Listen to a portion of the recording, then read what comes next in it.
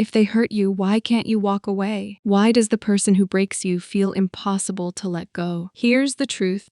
No one likes to admit toxic love doesn't trap you because you're weak, it traps you because somewhere deep inside your nervous system, it feels familiar. It feels like home, even when it's slowly destroying you. According to neuroscientist Stephen Porges, the creator of Polyvagal Theory, the body isn't looking for what is healthy, it's looking for what feels predictable. Your nervous system is always scanning the world for cues of safety or danger. But here's the twist: if you grew up in a home where love came with fear, chaos, or emotional uncertainty, then your body learned a dangerous rule. Unpredictability is normal. Inconsistency is love. Chaos is home. So when you meet someone who repeats those emotional patterns, the highs, the lows, the pull, the distance, your mind might hate it, but your body relaxes into it. Not because it's good for you, but because it matches the emotional world you once survived. This is why toxic love feels impossible to leave. It's not addiction to a person.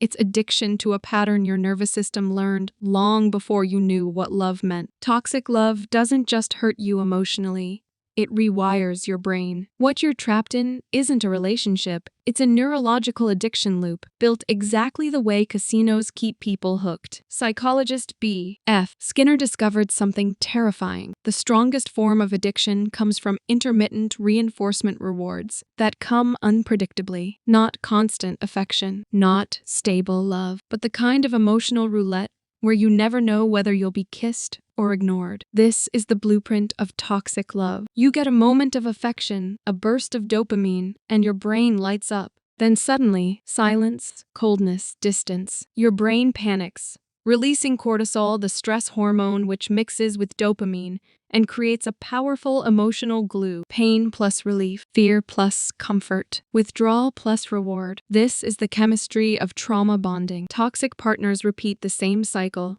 Love, pain, apology, hope, love, pain. And each loop carves a deeper pathway in your mind, training you to crave the person who hurts you. You're not addicted to them. You're addicted to the hope that the next high will finally feel like real love. Here's the part no one tells you. You don't fall in love with the person who hurts you. You fall in love with the story your mind creates about them. This is where psychology becomes brutally honest. According to psychiatrist Aaron Beck, the father of cognitive therapy, we don't see people as they are. We see them through schemas, invisible mental blueprints shaped in childhood. And if you grew up with unmet emotional needs, a parent who was present one moment and distant the next, a love that had to be earned, a voice that felt too small to be heard, your brain learned a dangerous script. Pain is normal. Distance is familiar. Uncertainty feels like love. So when a toxic partner appears, your mind doesn't reject them. It romanticizes them. It idealizes their rare moments of tenderness and erases the chaos that surrounds it. You convince yourself that deep down they care, that the broken parts of them just need your love, that the good moments prove something real. But here's the truth. You're not in love with them. You're in love with the version of them your childhood hoped for, a fantasy stitched together from old wounds. Here's the truth most people never see until it's too late. Toxic love isn't random. It follows a pattern one written long before the relationship even began. In attachment psychology, John Bowlby explained that the human heart learns its blueprint for love in childhood. But here's the part no one talks about. The fear of abandonment creates loyalty to pain, and that's exactly how the anxious avoidant trap is born. The anxious partner fears being left. The avoidant partner fears being too close. Together, they create a perfect storm. The avoidant pulls away, the anxious panics. The anxious reaches out harder, the avoidant retreats deeper. Chaos turns into chemistry, and suffering becomes a signal your brain calls love. To the anxious partner, every withdrawal feels like childhood all over again, the echo of someone they needed stepping back. To the avoidant partner, closeness feels suffocating because vulnerability once meant danger. This isn't a romance.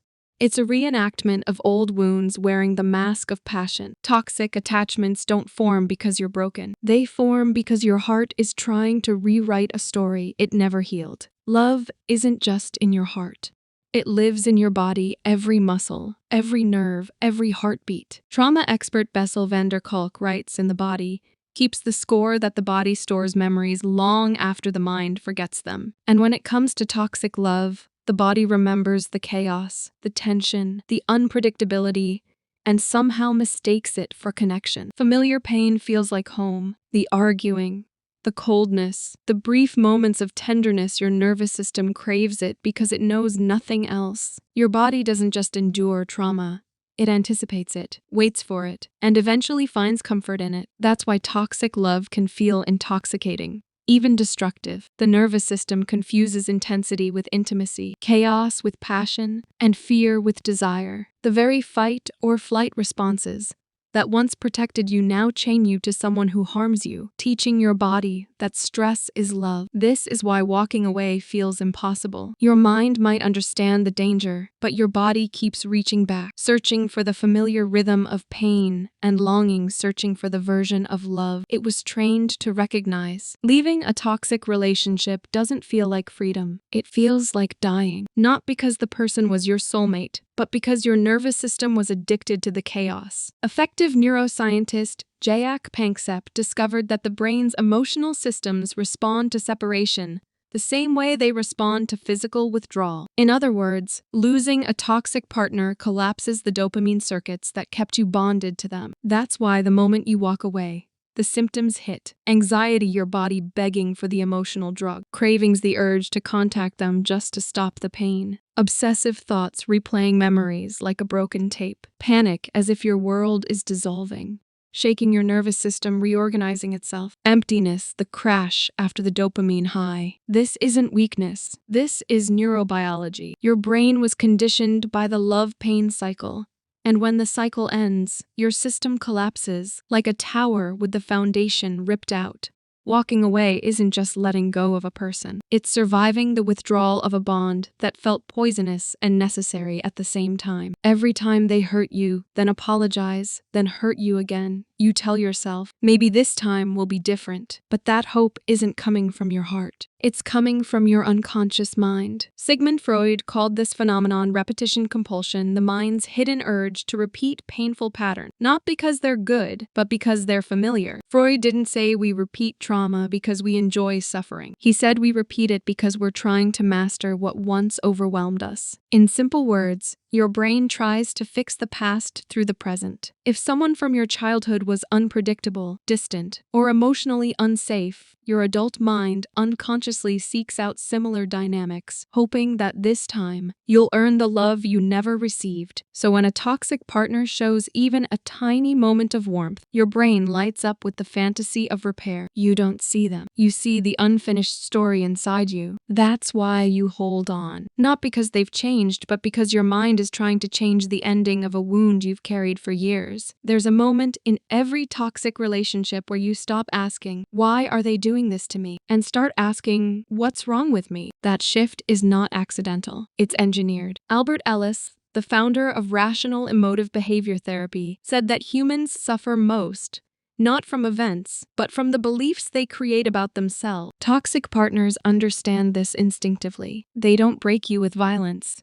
They break you with guilt. They twist every argument into your fault. They make their silence feel like your failure. They turn your anxiety into evidence that you are the problem. And slowly, your mind begins to rewrite the story. If I were better, they'd treat me better. That is the trap. Self-blame becomes a kind of emotional paralysis. The belief that fixing the relationship requires fixing yourself first. But the truth is brutal.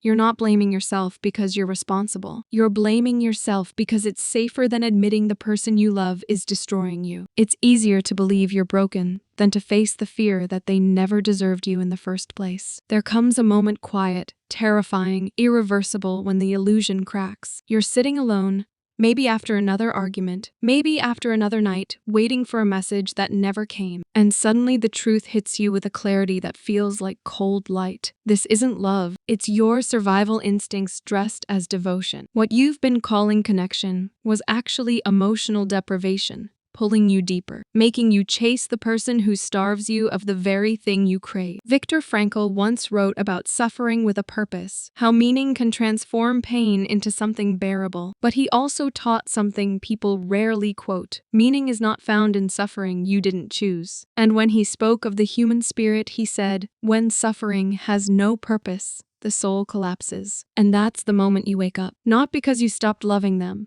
but because you finally realized your pain isn't teaching you anything. It's only draining you. This is the turning point, the cinematic shift, the instant when the story changes because you do. Escaping a toxic love isn't just leaving a person, it's breaking a deeply wired addiction. Dr. Gabor Matt, a pioneer in understanding trauma and addiction, explains that childhood wounds don't just shape who we love, they shape how we love. When those wounds are triggered, the brain confuses pain and craving for affection with true connection. That's why leaving feels impossible. Breaking free begins with recognition. You must see the cycle. The highs, the lows, the pull, the craving. You must name it for what it is.